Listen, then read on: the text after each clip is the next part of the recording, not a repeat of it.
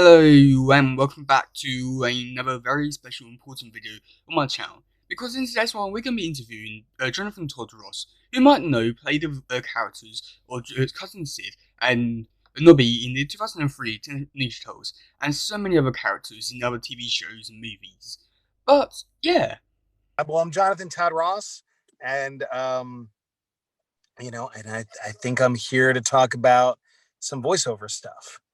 Uh, I primarily known for animation voiceover from some time ago, and now I mostly do audiobooks, but occasionally, uh, uh,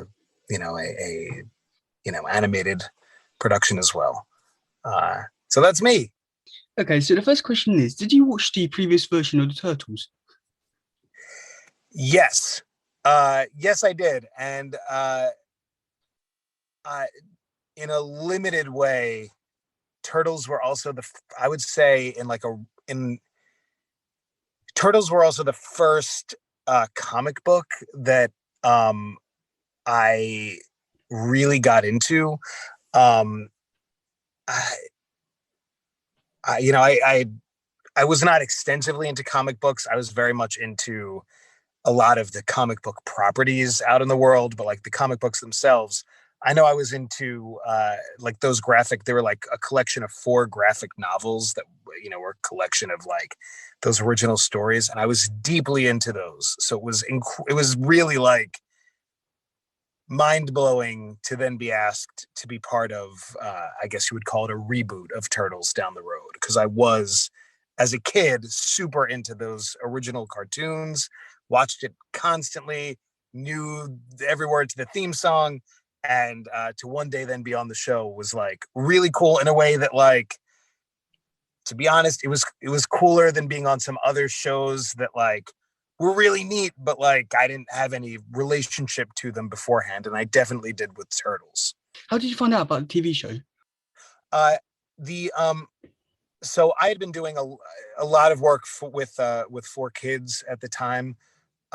They gave me all my initial voiceover jobs, and I had been doing not just Yu-Gi-Oh for them, but quite a number of other properties that they worked with. And so uh, it really was one of those things where every week I would find out like what I was doing the week ahead, where it'd be like, okay, we need you for 8 hours for Yu-Gi-Oh, and we'd love to get you for an hour on Winx Club, and we might need you for another hour on One Piece. And then one week it was like, hey, do you want to be a part of Teenage Mutant Ninja Turtles? And it was like, yes, of course I do.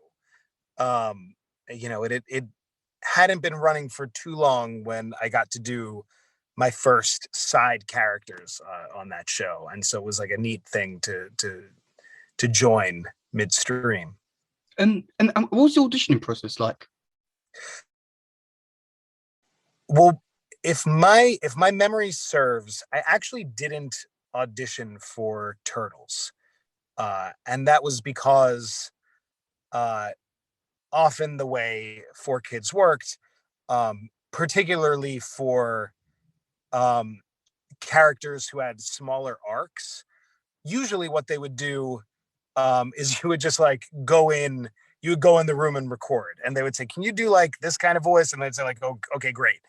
Um, if you had a bigger part on any of their shows, it was like a lengthier audition process. Usually, um, at the beginning of a show, uh, like when a show was, they were preparing the first episode and they were casting, frequently it was the people they were casting from were people who had already been working on 4Kids properties, and you would pretty much read for everybody.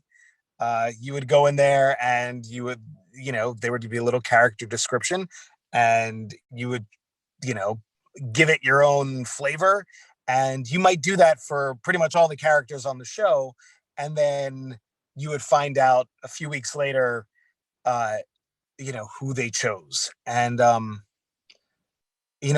one thing that I always found really interesting about that is a lot of people. Um, it's not I don't know the person who had the power to say, yeah, that person gets the job, or no, they don't. Because like you would audition and the person casting you is usually a director that you work with a lot, or a producer. And like they would be like, okay, we'll see what they say. And like you would never really find out who they was. I'm sure they existed.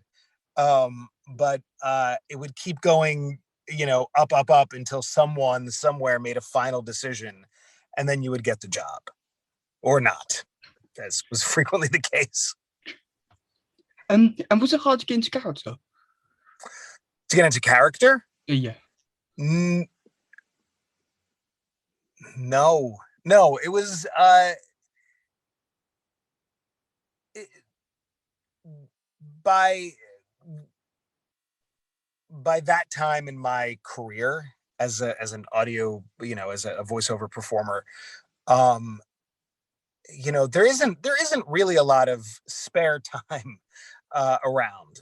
Everything's it was fun and it could be loose, but like they would be booking you in essentially 15-minute increments, and that would save the studio time and money, and the director's time and money. It would save you time and money, where they would know exactly how much they needed you for. And so there wouldn't really be a lot of time for you to like sit there and like really do that work, which isn't necessarily a bad thing. I know I come from I had come from a theater background, where you might have plenty of time before the show started to get into character, but like once things were off and rolling, like you'd go backstage, you would talk with someone and be like, okay, time to go back on. And you would take like a second to like center yourself, and you'd go back on stage. And I found it a lot like that, where you would have to, um, you'd go in there and you would find out what you were doing, and you'd flip through the script. And usually you wouldn't see the script until you got there. And you would just like take a minute and like get that voice. I think probably the most I did is like, I know we're largely, because we're talking turtles mostly, like, you'd be like, okay, I'm cousin Sid. All right, let's go. And like, then you would do it. And like, that would be getting into character. But there would be very limited time for, the extensive, dramatic work that you might otherwise do, which essentially like that would be your homework. Figuring out who the character is and just being ready to like jump into their skin. Can you still do the voices? Sure. Which ones? So that was Cousin Sid, and I'm trying to. You also did a character called Nobby. It was like a race announcer. Yeah, it was like Nobby was like that. It was like a mechanic. It was like a robot mechanic. It was like, I don't know, boss. It's been like almost 20 years since I've done this voice, but if I remember, that was kind of the voice that I was doing, but I might be wrong. It was a very long time ago. I always loved the idea of like you're in like a different dimension. There's racing going on, and there's like some robot who sounds like they're from like Brooklyn. Was always very funny to me, and the producers liked it, and that was how we ended up with Nobby Blow. And who's your favorite character's voice? On Turtles? Yes. On Turtles, it was definitely Cousin Sid. I love doing the cousin. It was a very, another thing that was always sort of interesting about how those studios would work, is it was a very collaborative process.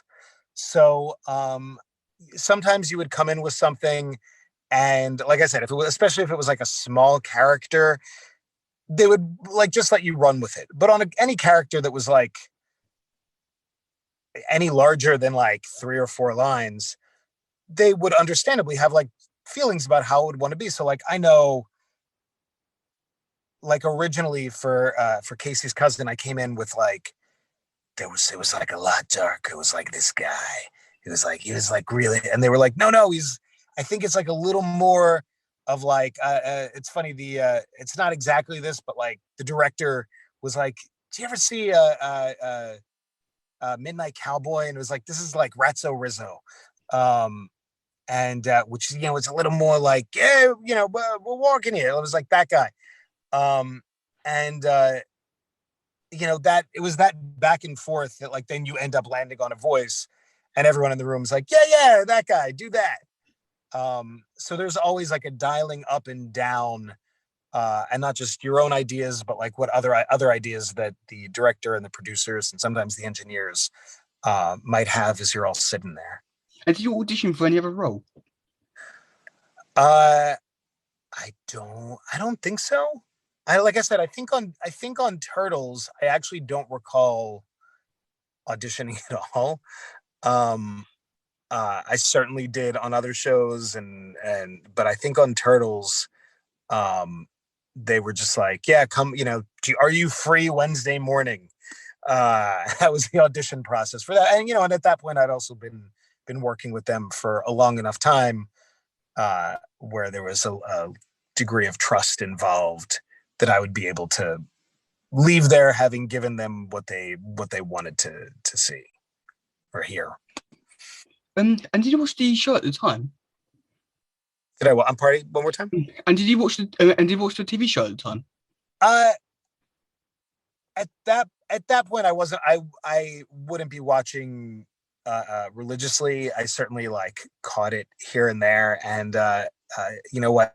I know other Turtles folks have probably spoken to this, but what was really great about Turtles was that, as opposed to most other shows that were being recorded at the studio at the time, uh, instead of being by yourself solo in a booth doing a dub, you would be with like 4 or 5 other actors in a great big, sound booth with mics all around, and you would be able to have more fun, and it would be a lot looser, um, uh, and feel a little more alive.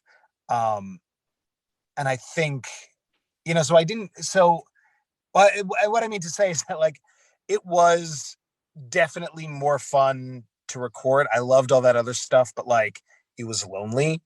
And Turtles was like a bunch of people in the room and other actors, and that's always fun.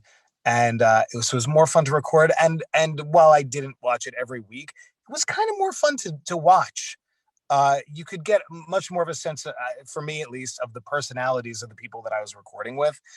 But at that, I did not watch. I certainly did not watch that version of it the way that I had the original version when I was a little younger.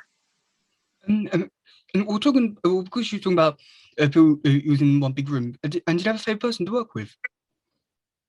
I not no. Everyone was great. I wouldn't say there was like that guy was my favorite. I mean, like everyone, it was the kind of it was a very it was a very chummy environment, and like you would see, I can't say I got, because like again, because it's uh because most of the time it was like a very lonely experience in the booth. You weirdly weren't seeing other people a lot of the times. So I got friendly with, some of the directors. And